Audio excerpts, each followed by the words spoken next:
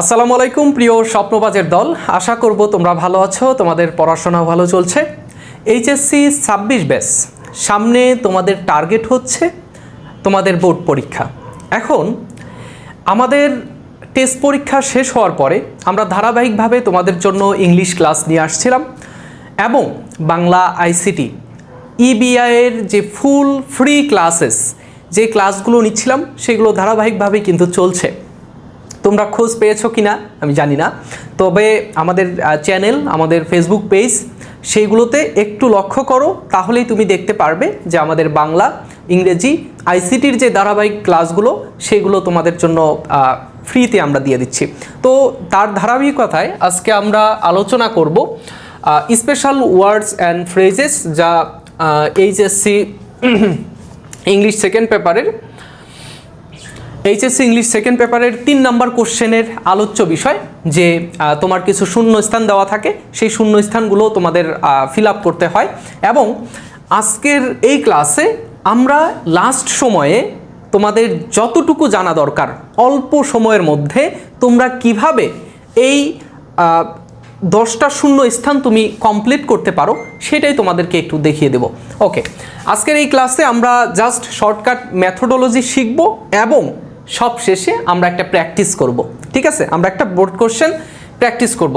দেখো, special word and ফ্রেজের মধ্যে যে যে বিষয়গুলো আছে তার অন্যতম বিষয়গুলো আমরা এখানে অ্যাড করেছি, তার অর্থগুলো দিয়ে দিয়েছি, যেগুলো আমি জাস্ট তোমাদেরকে বুঝিয়ে দেব। ওকে, দেখো, যে বিষয়গুলো আমাদের জানতেই হবে, আমাদের আছে হচ্ছে হ্যাভ টু অথবা হ্যাজ টু।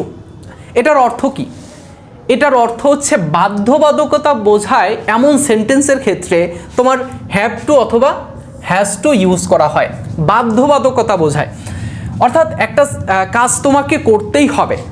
মানে আমি যদি তোমাকে বলি যে এখন তোমাকে স্কুলে যেতেই হবে, কলেজে যেতেই হবে, তাহলে আমি কি বলতে পারি? You have to go to school. ঠিক আছে, ইউ হ্যাভ টু। যদি সিঙ্গুলার সাবজেক্ট হয় ইউ হ্যাজ টু। ঠিক আছে, ওকে। তারপরে আমরা দেখি যে এখানে বি বর্ন বা ওয়াজ বর্ন, বি বর্ন অথবা ওয়াজ বর্ন থাকে। বক্সের মধ্যে তোমরা দেখো যে বি বর্ন অথবা ওয়াজ বর্ন থাকে, যেটা তোমাকে ইউজ করতে হবে কোনো জন্মগ্রহণ বোঝালে। যখন তোমার শূন্যস্থানের সামনের সাবজেক্টটার জন্মগ্রহণ বোঝাবে, অর্থাৎ তার জন্ম সাল দেওয়া থাকবে, অথবা মানে জন্মগ্রহণকে নির্দিষ্ট করার জন্য যেই চিহ্নগুলো থাকা দরকার সেইগুলো যদি থাকে, তখন তুমি বি বর্ন, যদি তোমার বক্সের মধ্যে ওয়াজ বর্ন থাকে ওয়াজ বর্নই বসাবা, আর যদি বি বর্ন থাকে তারপরেও ওয়াজ বর্ন তুমি বসাবা। ওকে, এরপরে দেখো উড রেদার হ্যাড বেটার। এই দুটার অর্থ হচ্ছে, উড রেদারের ক্ষেত্রে আমরা ইউজ করি হচ্ছে যখন দুইটা বিষয় থাকে, দুইটা বিষয়ের মধ্যে একটা ভালো, তখন আমরা উড রেদার ব্যবহার করি। আর হ্যাড বেটার কখন ব্যবহার করি? হ্যাড বেটার ব্যবহার করি বরং ভালো এমন অর্থ বোঝায়। যদি বরং ভালো এমন অর্থ বোঝায় তাহলে তুমি হ্যাড বেটার ব্যবহার করবা, এবং উড রেদার ব্যবহার করবা দুইটা বিষয়ের মধ্যে একটা যদি ভালো হয় তখন সেটার ক্ষেত্রে উড রেদার ব্যবহার করবা। এগুলো ক্লিয়ার হয়ে যাবে একটু পরে যখন আমি প্র্যাকটিসে ঢুকবো, তখন তোমরা জাস্ট ক্লাসের শেষ পর্যন্ত সাথেই থেকো, তাহলেই তোমরা বুঝতে পারবে ইনশাল্লাহ। দেখো, আর এরপরে শূন্য স্থানের পরে এই যে হ্যাড বেটার বা উড রেদার ইউজ করার পরে ভার্বের বেস ফর্ম বসে, ভার্বের বেস ফর্ম বসে। ঠিক আছে, ভার্বের বেস ফর্ম তো চেনো, যে ভার্বের সাথে এস, ইএস, ইডি, আইএনজি, সামনে পেছনে কিচ্ছু থাকবে না, যেটার নাম আমি দিয়েছি ভার্বের ল্যাংটা ফর্ম। জামা কাপড় কিচ্ছু নাই, এরকম ভার্বকে বলা হয় ভার্বের ল্যাংটা ফর্ম বা বেস ফর্ম। ঠিক আছে, আচ্ছা, লেট অ্যালোন কখন ব্যবহার করা হয়? লেট অ্যালোন মানে দেখো এখানে এটাই পারে না, এটার অর্থ হচ্ছে এরকম যে এটাই পারে না বরং ওইটা। আমি তোমাকে যদি বলি যে তুমি 1-2 হিসেব করতেই পারো না, আরও তুমি ম্যাথমেটিক্যাল প্রবলেম সলভ করবে, এই যে এরকম কিছু বোঝাতে। আমাকে যদি বলা হয় যে তুমি হাঁটতেই পারো না, আরও দৌড়াবা, এরকম বলো না, এরকম সেন্টেন্স তো তোমরা অনেকেই ইউজ করো প্রাত্যহিক জীবনে। সো এরকম সেন্টেন্সের ক্ষেত্রে লেট অ্যালোন ব্যবহার করা হয়। শূন্য স্থানে যখন এরকম অর্থ দিবে তখন তুমি লেট অ্যালোন ওই বক্স থেকে নিয়ে সেখানে বসিয়ে দিবা, ঠিক আছে। আর আমাদের এটার ক্ষেত্রে খুব সহজ একটা বিষয় হচ্ছে যে তোমাদের বক্সে যেই শব্দগুলো দেওয়া থাকে, যেমন আমি একটু তোমাদেরকে দেখিয়ে নিয়ে আসি। দেখো এইখানে আমরা একটা উদাহরণ কিন্তু রেখেছি। এই উদাহরণের মধ্যে যে বিষয়গুলো আছে, এই যে আমাদের যে এখানে বক্সের মধ্যে যে শূন্য স্থানগুলো দেওয়া থাকে, সরি দেখো আমাদের বক্সের মধ্যে যেই শূন্য স্থানগুলো আমাদের ওয়ার্ডগুলো দেওয়া থাকে, ফ্রেজগুলো দেওয়া থাকে, সেইগুলো কিন্তু হুবহু আমরা এই শূন্য স্থানের মধ্যে বসাতে পারি, এই শূন্য স্থানগুলোর মধ্যে বসাতে পারি। সো যখন আমরা প্র্যাকটিসের মধ্যে যাব তখন তোমাদের একটু দেখিয়ে দেব, জাস্ট আমরা এগুলো একটু দেখে নিই। ওকে, দেখো যে এরপরে হচ্ছে আমাদের দেওয়া রয়েছে হোয়াট ইফ। হোয়াট ইফ শব্দের অর্থ হচ্ছে যদি অথবা যদি কিছু হয়। মানে আমি তোমাদের বললাম তুমি এই ক্লাসটা মিস করিও না, পরবর্তীতে যদি তোমার এই প্রশ্নটা ভুল হয়ে যায়, যদি তুমি ক্লাসটা করিও না, যদি তুমি ক্লাসটা না করো পরে কিন্তু এটা হয়ে যাবে, এরকম একটা পরে কোনো সমস্যা হবে যদি এরকম কিছু, বা প্রশ্ন করার ক্ষেত্রেও ব্যবহার করা হয়ে থাকে হোয়াট ইফ, ঠিক আছে। এরপর হচ্ছে what's dash dash dash dash like অথবা what does dash dash dash dash look like. এই দুইটার ক্ষেত্রে তোমরা একটু কনফিউশনের মধ্যে পড়ে যাও। এই কনফিউশনটা কেন? এই দুইটা কিন্তু দেখতে একই, একটা হচ্ছে হোয়াটস ড্যাশ ড্যাশ লাইক, হোয়াটস ড্যাশ ড্যাশ লাইক, আরেকটা হচ্ছে তোমার what does dash dash look like. এইটা যখন তুমি ব্যবহার করবা তখন শেষে দেখবা যে প্রশ্নবোধক চিহ্ন আছে, ঠিক আছে। শেষে কিন্তু আমাদের প্রশ্নবোধক চিহ্ন থাকবে। এই প্রশ্নবোধক চিহ্ন দ্বারা তোমার কোনো প্রশ্ন করা হবে এবং শূন্যস্থান, দুইটা শূন্যস্থান থাকবে। এই দুইটা শূন্যস্থানে ওয়ার্ডস ড্যাশ ড্যাশ লাইক আবার what does dash dash look like ব্যবহার করতে হবে। এরপরে আসো, এরপরে দেখো যে অ্যাজ সুন অ্যাজ আছে। অ্যাজ সুন অ্যাজ এর অর্থ হচ্ছে যেই মাত্র। যেই মাত্র, আমি বললাম যেই মাত্র টিচার ক্লাসে আসলো তখনই স্টুডেন্টরা দাঁড়িয়ে গেল। তো এরকম কোনো এক্সপ্রেশন দেওয়ার ক্ষেত্রে আমরা অ্যাজ সুন অ্যাজ ব্যবহার করব, ঠিক আছে। ওকে, এরপরে আসো no sooner had dash dash dash dash then. No sooner had dash dash dash dash then. এরপর হচ্ছে scarcely had dash dash dash dash when. তারপর হচ্ছে হার্ডলি হ্যাড ড্যাশ ড্যাশ, তারপরেও হোয়েন। এখন এইটা তোমরা কখন ব্যবহার করবা? এই ফ্রেজগুলো তুমি ব্যবহার করবা যেতে না যেতেই, খেতে না খেতেই, হাঁটতে না হাঁটতেই, করতে না করতেই। মানে একটা কাজ করতে না করতেই তুমি আরেকটা করে ফেলেছো, মানে তুমি ক্লাসে পৌঁছতে না পৌঁছতেই ক্লাসটা শুরু হয়ে গেছে। আমাদের লাইভে তুমি জয়েন করতে না করতেই তোমার ক্লাসটা স্যার শুরু করে দিয়েছে। তো এরকম এক্সপ্রেশন ব্যবহার করার ক্ষেত্রে আমরা no sooner had dash dash then, scarcely had dash dash when, তারপরে hardly had dash dash when ব্যবহার করি। এরপরে আসে হচ্ছে ইউজ টু। ইউজ টু কখন ব্যবহার করব? ইউজ টু হচ্ছে অতীতের অভ্যাস বোঝানোর ক্ষেত্রে।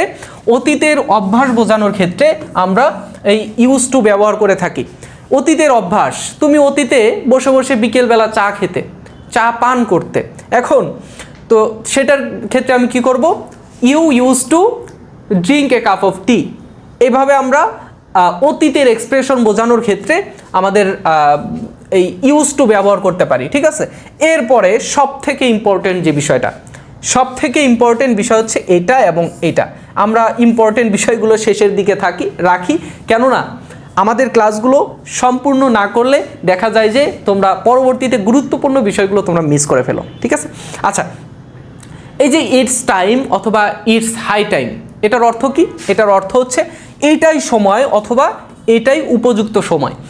এইটার ক্ষেত্রে এইটাই সময় অথবা এইটাই উপযুক্ত সময়, এটার ক্ষেত্রে তোমাদের দেখতে হবে যে এই শূন্য স্থানের পরে ভার্বের 2 নাম্বার ফর্ম আছে কিনা, ভার্বের 2 নাম্বার ফর্ম আছে কিনা। অর্থাৎ ভার্বের পাস্ট ফর্ম যদি থাকে এবং সামনে শূন্য স্থান থাকে এবং অর্থটা যদি এমন বোঝায় যে এটাই উপযুক্ত সময় অথবা এটাই সময় একটা কাজ করার, ঠিক আছে, এটাই সুযোগ, এরকম সুযোগ যখন বুঝাবে তখনই কিন্তু তোমরা এই it's time, it is high time use করবা। ওকে, লাস্টে হচ্ছে ইন্ট্রোডাক্টরি ইট অথবা দেয়ার, ইন্ট্রোডাক্টরি ইট অথবা দেয়ার, ঠিক আছে। এটার ক্ষেত্রে এটার অর্থটা এরকম আসে, বিশেষভাবে জোর দেওয়ার ক্ষেত্রে, কোনো কাজ করতে, কোনো কথা বলতে, কোনো যাই করো না কেন সেটার ক্ষেত্রে বিশেষভাবে জোর দেওয়ার ক্ষেত্রে তোমার এই ইন্ট্রোডাক্টরি ইট অথবা দেয়ার ইউজ করা হয়। এটা আমরা প্র্যাকটিসের মধ্যে গেলেই বুঝতে পারবো, ঠিক আছে। ওকে, আমরা একটু প্র্যাকটিসের মধ্যে দেখি। দেখো, আমরা একটা বোর্ড কোশ্চেন নিয়ে এসেছি এখানে।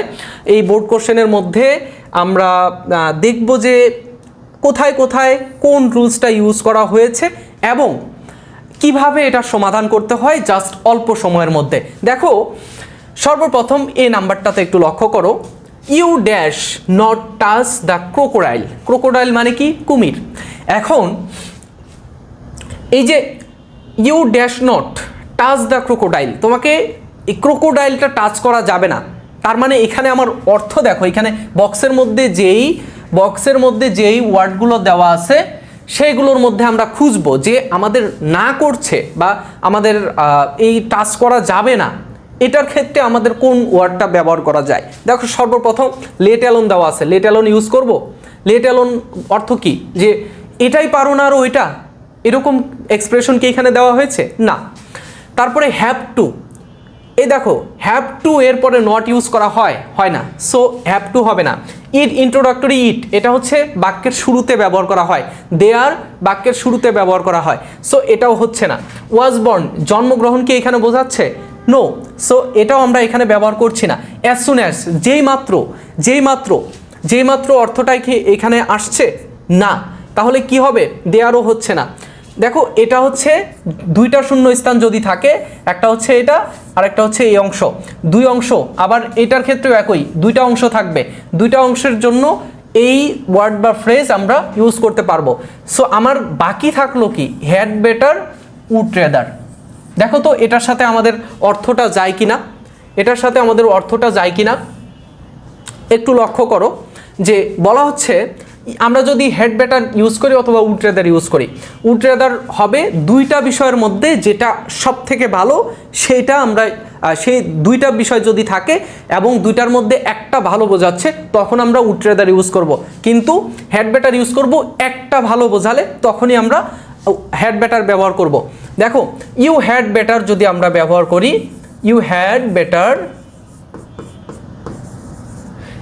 Better not touch the crocodile. আমি আরেকটা সেন্টেন্স লিখি,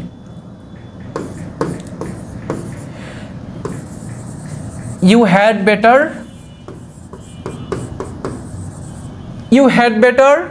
স্টাডি হার্ড।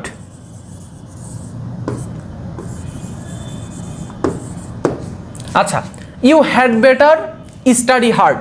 এখন আমি বললাম you had better study hard, এটা দ্বারা কি বোঝাচ্ছে? তোমার বরং ভালো এখন ভালোভাবে পড়াশোনা করা।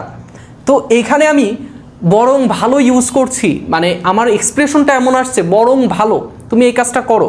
তো এর ক্ষেত্রে কিন্তু আমরা এই হ্যাড বেটার ইউজ করলাম, সো এই হ্যাড বেটারটাই এখানে ইউজ করতে হবে, ঠিক আছে? বুঝতে পেরেছ? ওকে, মানে এটার অর্থটা কি আসলে দেখো, you had better not touch the crocodile. আমরা জানলাম কি একটু আগে যে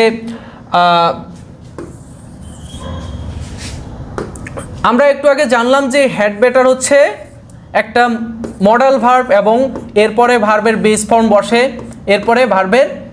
ফর্ম বসে, তো এখানে কিন্তু নট চলে আসছে, এখানে কি আসছে? নট চলে আসছে। তাহলে নট চলে আসলো কিসের জন্য? বেস ফর্ম না বসে নট চলে আসলো। বেস ফর্ম কিন্তু আছে, দেখো ভাইয়া, এই যে টাচ, এটা কিন্তু একটা বেস ফর্ম। কিন্তু বাক্যটা যখন নেগেটিভ হবে, বাক্যটা যদি নেগেটিভ হয় তাহলে এর সামনে নট থাকে, বেস ফর্মের সামনে নট থাকে। বুঝতে পেরেছো? ওকে, এরপরে আসো আমরা 2 নাম্বারটা দেখি আমরা একটু দ্রুত যাব, আমরা একটু দ্রুত সলভ করব। দেখো ওকে, বি নাম্বারটাতে একটু লক্ষ্য করো, she has never boiled an egg. সে কি করতে পারে না, সে একটা ডিম সেদ্ধ করতে পারে না, ড্যাশ ড্যাশ কুকড এ মিল। সে খাবার মানে তৈরি করবে, খাবার প্রস্তুত করবে বা রান্না করবে, এরকম কিছু। দেখো আমি একটু আগে একটা উদাহরণ দিয়েছিলাম লেট অ্যালোনের ক্ষেত্রে। কি উদাহরণ দিয়েছিলাম, যে সে হাঁটতেই পারে না, সে হাঁটতেই পারে না, সে দৌড়াবে। এরকম একটা উপহাসমূলক বাক্যর উদাহরণ এটা হয় কি না, যে সে ডিমই সেদ্ধ করতে পারে না আরও সে রান্না করবে। এইরকম অর্থে আমরা লেট অ্যালোন ব্যবহার করতে পারি। তো আসলে আমাদের তাহলে হ্যাড বেটার চলে গেছে, হ্যাড বেটার অলরেডি হয়ে গেল, আমরা এখানে ব্যবহার করলাম লেট অ্যালোন। ঠিক আছে, আমরা এখানে লেট অ্যালোন ব্যবহার করলাম। বুঝতে পেরেছো তো? না বুঝলে আমাকে অবশ্যই কমেন্টে তোমরা জানাবা, ইনশাল্লাহ আমি অ্যান্সার করার চেষ্টা করব। হি will go to the shop dash the rain stops. মানে এটার অর্থটা কি আসে, সে বাজারে যাবে ড্যাশ দ্য রেইন স্টপ, বৃষ্টি শুরু হলে, সরি সে বন্ধ হলে, বৃষ্টি বন্ধ হলে সে বাজারে যাবে। তাহলে এখানে আমরা কি নিয়ে আসতে পারি, একটা সময়বাচক অর্থ দিচ্ছে না, সময় বোঝাচ্ছে। সো আমরা সময়বাচক কিছু খুঁজে পাই কিনা দেখো তো। ওয়াজ বর্ন, এই যে আমরা কিন্তু অ্যাজ সুন অ্যাজ, যেই মাত্র, আচ্ছা এটা কিন্তু হয়ে গেল অলরেডি। দেখো আমরা এখানে he will go to the shop, সে দোকানে যাবে, সে দোকানে যাবে যেই মাত্র দ্য রেইন স্টপস, যখনই বৃষ্টি শেষ হবে তখনই কিন্তু সে দোকানে যাবে। বুঝতে পেরেছো? আচ্ছা, তাহলে এটাও কিন্তু অলরেডি হয়ে গেল। এখন আসো ডি নাম্বারটা, আই ডু নট অথবা don't, I don't need a lift dash I walk. দেখো এখানে দুইটা বিষয় আসছে কিনা এবং ভালো বোঝাচ্ছে কিনা। কেননা আমাদের এইখানে এরপরে শূন্যস্থানের পরে আছে ভার্বের বেস ফর্ম, শূন্যস্থানের পরে ভার্বের বেস ফর্ম হয় হ্যাভ টু এর পরে, তারপরে হচ্ছে উড রেদারের পরে। সো এখানে আমাদের কি ব্যবহার করতে হবে, হ্যাভ টু ব্যবহার করব নাকি উড রেদার ব্যবহার করব? দুইটা বিষয় যেহেতু বুঝিয়েছে এবং শূন্যস্থানের পরে ভার্বের বেস ফর্ম বসেছে, সো আমরা এখানে কি বসাবো, উড রেদার ব্যবহার করব। ঠিক আছে, উড রেদার ব্যবহার করব, দেখি হয় কি না, উড রেদার ব্যবহার করলেও হয় কি না, হ্যাভ টু ব্যবহার করলেও হয় কি না। I do not need a lift, আমার লিফটের প্রয়োজন নাই, আমার লিফটের প্রয়োজন নাই। আই ড্যাশ ওয়াক, আমি কি করি, আমি বরং হাঁটতে পারি, আমি বরং হাঁটতে পারি। ঠিক আছে, সো এখানে কিন্তু আমরা তাহলে উড রেদার ব্যবহার করছি। হ্যাভ টু যদি ব্যবহার করি দেখি অর্থটা কেমন আসে। I do not need a lift, আমার লিফটের প্রয়োজন নেই। আই হ্যাভ টু ওয়াক, আমাকে হাঁটতেই হবে। এটা হচ্ছে না, কিন্তু এটা কিন্তু একেবারে বিপরীত একটা অর্থ দিচ্ছে। ঠিক আছে, ওকে। এরপরে ই নাম্বারটা আমরা লক্ষ্য করি যে বলা হচ্ছে যে they dash solve this problem soon. একটা গুরুত্ব দিচ্ছে না যে এখনই বা শীঘ্রই তোমাকে এই প্রবলেমের সলভ করতে হবে, শীঘ্রই এই প্রবলেমের সলভ করতে হবে। সো এখানে কিন্তু আমরা হ্যাভ টু ব্যবহার করতে পারি। হ্যাভ টু হচ্ছে বাধ্যবাধকতা বোঝায়, সো এইখানে কিন্তু আমরা হ্যাভ টু ব্যবহার করতে পারি। They have to solve this problem. আমরা গত ক্লাসে কিন্তু রাইট ফর্ম অফ ভার্বের ক্লাসে দেখেছি যে টু এর পরে ভার্বের বেস ফর্ম বসে, টু এর পরে ভার্বের বেস ফর্ম বসিয়ে ইনফিনিটিভ করা হয়। সো এইখানে কিন্তু আমরা হ্যাভ টু এর এই যে টু এর পরে কিন্তু আমরা এই যে এখানে একটা সলভ ভার্ব আছে না, সলভ ভার্ব আছে, এই যে সলভ ভার্বটা আছে, সামনে যদি আমরা হ্যাভ টু ব্যবহার করি, এই টু এর পরে সলভ ভার্বের বেস ফর্ম বসিয়ে আমরা একটা ইনফিনিটিভ করতে পারি। দেখো গ্রামাটিক্যালি মিলে গেল, আবার অর্থের দিক থেকেও মিলে গেল। বুঝতে পেরেছো? এরপরে এফ নাম্বারটা একটু দেখো, দ্য হাউস ওয়াজ ডার্টি। এই যে বাড়িটি নোংরা হয়ে গেছে বা ছিল, ওয়াজ মানে পাস্টে বোঝাচ্ছে। দ্য হাউস ওয়াজ ডার্টি, বাড়িটি নোংরা হয়েছিল, dash was John who cleaned ইট। আচ্ছা দেখো তো এখানে আমরা কি ইউজ করতে পারি, যে আমাদের বাকি আছে দেয়ার, ইট, আচ্ছা আমরা was born, it, their use করতে পারি। এই দুইটা আমরা ইউজ করব কোথায়? যেখানে যেই লাইনে দুইটা শূন্যস্থান আছে, যেই সেন্টেন্সের মধ্যে দুইটা শূন্যস্থান আছে। দুইটা শূন্যস্থান রয়েছে দেখো যে নাম্বারে এবং এইচ নাম্বারে, আই এবং জি এবং এফ, এই তিনটাই বাকি আছে না? আচ্ছা দেখো দেয়ার, ইট, জি নাম্বারের ক্ষেত্রে সরি আমরা এফ নাম্বার সমাধান করছিলাম,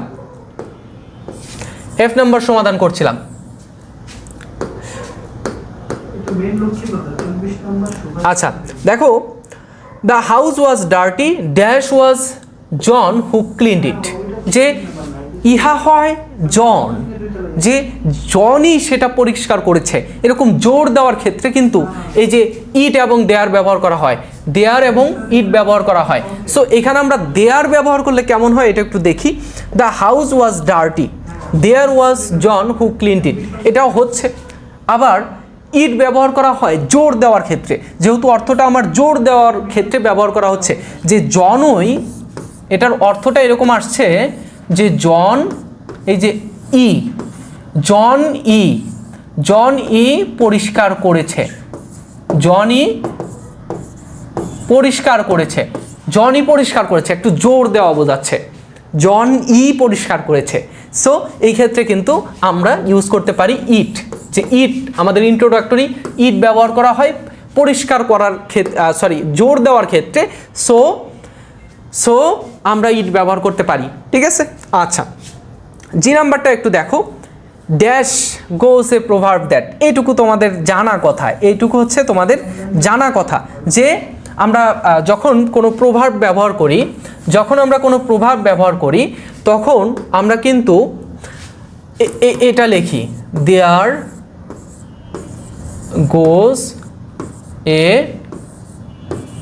proverb that dash dash dash, যে there goes a proverb that, আমরা এটা ইউজ করি না যে একটা প্রবাদ আছে, যে একটা প্রবাদ বাক্য আছে যে ড্যাশ ড্যাশ ড্যাশ এইরকমের, time and tide waits for none, যে এই যে সেই জন্য আমরা এই যে দেয়ারটা এখানে নিব, যে দেয়ারটা যেহেতু এখানে মিলে যাচ্ছে, যে কোনো একটা প্রবাদ আছে যে এইরকম অর্থের ক্ষেত্রে আমরা দেয়ার ইউজ করি এই যে প্রভার্বের আগে। ওকে আচ্ছা দেখো যে সেই জন্য আমরা এখানে দেয়ার ইউজ করলাম। ওকে এরপরে দেখো এইচ নাম্বারটাতে দুইটা শূন্যস্থান আছে, তাহলে আমরা যে কোনো একটা ইউজ করতে পারবো, এটা অথবা এটা ইউজ করব। দেখো তো এখানে কোনটা সুইটেবল হয়, যে ড্যাশ অ্যান্ড ইলিগেটর, একটা ইলিগেটর মানে হচ্ছে কুমির, alligator dash, what does dash dash dash look like, এখানে আমরা যদি দেই what does an alligator look like, what does an alligator look like, একটা ইলিগেটর দেখতে কেমন, এটার ক্ষেত্রে কিন্তু আমরা এটা ইউজ করতে পারি, ঠিক আছে। ওকে আমরা আবার ওইটাও ইউজ করতে পারি, কোনো সমস্যা নেই। আচ্ছা এরপরে দেখো যে আই নাম্বারটাতে বলা হচ্ছে he dash of German parents, he dash, আমরা এখানে বাকি আছে কি দেখো তো, বাকি আছে ওয়াজ বর্ন। আচ্ছা ওয়াজ বর্ন এখানে আমরা দিতে পারি, দেয়ার তো আমরা লিখলাম, আর বাকি একটা আছে শুধু।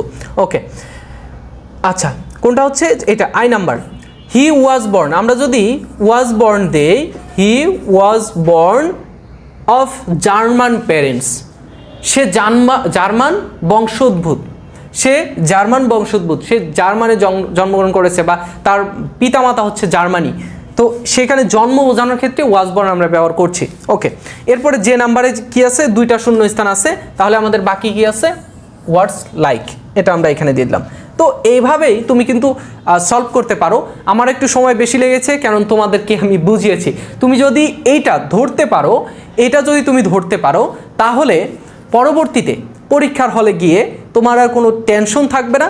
জাস্ট তুমি এইগুলোর অর্থ আমি যেটা বুঝিয়ে দিলাম, দেখো এখানে আমি যেটা তোমাদের বুঝিয়ে দিলাম এটার অর্থ একটা স্ক্রিনশট নিয়ে রাখো, যে এই কয়েকটার অর্থ জাস্ট তুমি যদি জানতে পারো, তাহলে পরীক্ষায় আর তোমাকে কেউ আটকাতে পারবে না এই সুইটেবল ওয়ার্ড অ্যান্ড ফ্রেজের ক্ষেত্রে, ঠিক আছে।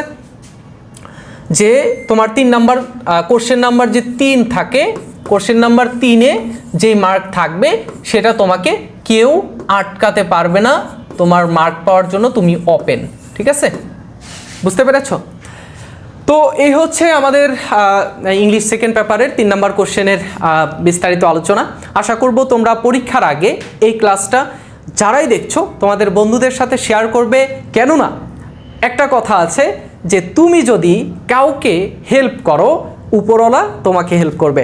সো তুমি এই ক্লাসটি দেখছো, উপকৃত হচ্ছ, তোমার বন্ধুদের সাথে শেয়ার করো, ইনশাল্লাহ আল্লাহ তাআলা তোমার ভালো করবে, এটাই প্রত্যাশা করছি। তো পরবর্তী ক্লাসে তোমাদের সাথে দেখা হচ্ছে, সে পর্যন্ত ভালো থেকো, সুস্থ থেকো, আল্লাহ হাফেজ, আসসালামু আলাইকুম।